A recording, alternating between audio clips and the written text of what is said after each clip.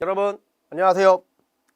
전기기사 실기는 에듀피디. 저는 전기를 설명하는 남자 전설남 임정빈입니다. 저희가 이번 시간에 가지고 온 문제는 2015년도 제2회 기출문제죠. 예. 자, 우리가 10년치 정도는 무조건 다 내 거로 만들어 놓으셔야 되기 때문에 기출문제 10년치 그 안에 들어가 있는 문제들은 충분히 공부를 하셔야 됩니다. 그래서 그 문제 중에서 우리가 이제 가장 많이 나오는 것 중 하나가 이제 이러한 수전 설비 단선 개통도를 주고 이때의 차단기 용량을 선정하시오, 구하시오, 이런 문제들이 출제가 됩니다. 그래서 그러한 문제들을 어떻게 다뤄야 될지, 어떻게 풀어내야 될지, 자, 그러한 부분들을 저희가 말씀을 드리도록 하겠습니다. 자, CB2의 정격을 구하라. 단 차단기 용량은 메가볼트 암페어로 계산하라 라고 되어 있죠. 자, CB2가 어디 있어? 여기 있잖아. 자, 요 차단기 용량은 요 차단기 전 단계까지에 대한 뭐를 구해야 돼요? 예, 퍼센트 임피던스를 구해서 차단기 용량을 선정해야 됩니다. 그래서 우리가 일반적으로 단락 용량에 대한 식이 있잖아요. 단락 용량에 대한 식. 뭐 이게 이제 차단기 용량의 개념으로 이제 같이 보셔도 되는데, 원래는 단락 용량하고 차단기 용량은 조금 다른 각도로 저희가 이제 접근을 하고, 보통 차단기 용량은 단락 용량보다 큰 거를 선정하게 돼 있어요. 그래서 얘는 원래는 이 문제가 출제가 되면 뭐가 나와야 되냐면 용량표가 나와야 돼요. 그래서 그 용량표에 준하여 선정하시오, 이렇게 문제가 나오는 게 좀 더 매끄럽습니다. 그래서 얘는 뭐가 된다? PS는 퍼센트 임피던스니까 퍼센트 임피던스 분의 100, 그리고 여기가 PN이 되더라. 자, 이렇게 나타낼 수 있죠. 자, 그래서 자, 요 CB2에서의 식은 얘를 구해야 되는데, 문제는 얘를 구하기 위해서는 첫 번째 뭐를 결정해야 돼? 기준 용량을 결정해야 돼요. 기준 용량. 그리고 두 번째는 퍼센트 임피던스 강화. 그래서 퍼센트 임피던스 강화를 구하셔야 돼요. 그러면 여기서 기준 용량을 무엇으로 잡을까? 자, 그러면 여기서 보면은 한전 측, 캡코라는 건 한전이죠. 한전 측 전원 용량은 몇이다? 500 메가볼트 암페어다라고 되어 있어요. 자, 선로 손실들은 무시한다라고 되어 있죠. 자, 그러면 여기에서 자, 요 윗단을 보면은 요 한전 측에 대한 용량이 있고요. 그리고 모 변압기 중간에 델타 Y 변압기 있죠. 변압기에 대한 용량이 있어. 여기 보면 변압기 용량은 몇이야? 3000kV 암페어죠. 그럼 얘는 3 메가볼트 암페어. 그러면 항상 저희가 이 기준 용량을 정할 때는 보통 뭐로 정하게 돼 있다? 변압기 용량을 선정하는 게 나아요. 변압기 용량을 기준으로. 변압기 용량으로 기준 잡는 게 가장 문제 풀기 좋습니다. 자, 그러면 변압기 용량 기준, 그러면 얘는 기준 용량은 몇이다? 3 메가볼트 암페어다. 그러면 얘가 3 메가볼트 암페어일 때의 자, 요 한전 측에서의 예, 퍼센트 임피던스를 구해야 돼. 그래서 자, 첫 번째 뭐를 구해야 된다? 한전 측. 자, 퍼센트 임피던스는 자, 요거 자리 바꾸면 돼요. 그러면 얘는 PS분의 100 곱하기 PN이 되겠죠. 그러면 요 PN이 우리는 정격이고, 예, PS가 뭐가 된다? 한전 측 전원 용량이 되겠죠? 예, 그래서 여기가 500이 되는 거고요. 여긴 100이고, 그리고 여기가 3이 되는 겁니다. 0.6이 되겠죠? 그래서 0.6%가 나오는 거예요. 이렇게 먼저 한전 측을 구하고, 자, 그러면 결국에 뭐다?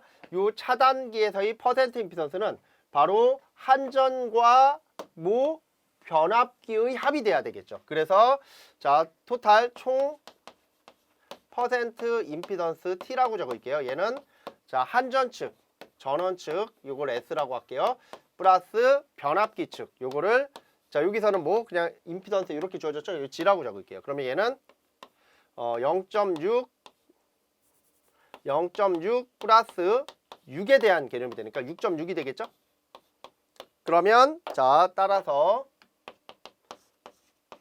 차단기 용량, 단락 용량은 자, 퍼센트 임피던스가 6.6이고, 자, 요 위에가 몇입니까? 100이고요. 그 다음에 기준 용량을 몇으로 잡았어? 3메가로 잡았죠? 3. 메가로 선정하라 그랬으니까 그래서 이 상태로 계산기를 찍어주시면 45.454 예, 메가볼트 암페어가 되더라. 이렇게 정리를 해주시면 돼요. 그래서 원칙적으로는 제가 아까 얘기 드렸죠. 이러한 단락 용량이 나오면 단락 용량보다 한 단계 큰 예, 차단기 용량을 선정하게 돼 있어요. 그래서 원래는 이거에 맞는 표가 나와야 돼. 근데 얘는 표가 안 나왔잖아. 그래서 요 정도로 마무리 져주시면 돼요. 표를 외워서 그 표에 맞게끔 적어주셔도 돼요. 그래서 우리 차단기 공측 용량 표에 준하여 예, 얼마 이상의 얼마의 값을 선정한다. 이런 식으로 적으셔도 좋은데 예, 표가 나와 있지 않는 경우에는 굳이 그렇게까지 적을 필요는 없어요. 그러니까 그걸 적어야 되는 문제들이 종종 있긴 한데 예, 굳이 그렇게 적을 필요는 없고 요 상태로 예, 멈춰 주셔도 크게 무리는 없다. 이렇게 봐주시면 되죠. 자, 그 다음 A의 기기의 명칭을 적고 그 기능을 적으시오라고 돼 있죠. 자, A를 잠깐만 가볼까요? 여기 A잖아, A.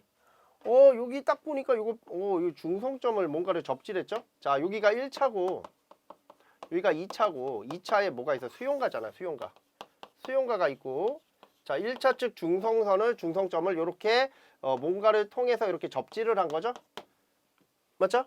이런 계통을 우리는 뭐라고 한다? 예, 저항 접지 계통이다라고 표현을 하고 보통 이러한 저항 접지 계통을 우리는 계통 접지에서 IT 계통이다라고 표현을 하죠.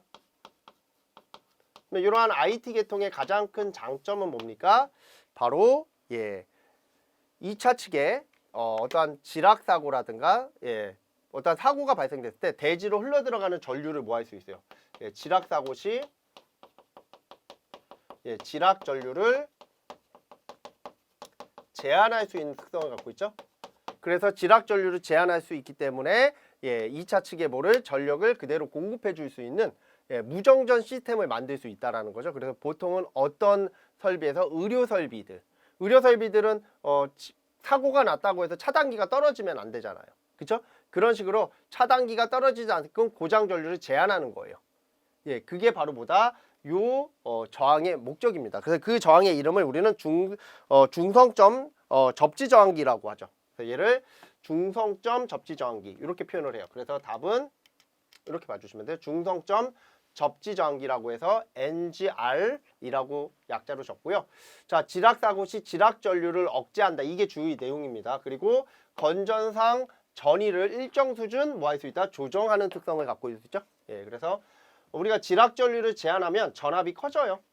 그러니까 지락 전류와 뭐를 예, 건전상 전위 상승을 어느 정도 조율할 수 있는 특성을 갖고 있다라는 거죠. 그래서 접지 계통과 비접지 계통의 중간 계통이 바로 저항 접지 방식이잖아요. 그래서 그러한 방식에 대한 내용이 이렇게 좀 시험 문제에 나왔다. 그래서 이러한 내용도 그냥 아무 생각 없이 외우는 것보다는 설명을 한번 듣고서 외우시는 게 훨씬 더 유리하잖아요. 그리고 이런 IT 계통 관련되어 있는 내용도 우리가 이제 KC 개정에 준하여 법이 조금 바뀌었잖아요. 그래서 그러한 부분들도 같이 제공을 받으셔야 돼요.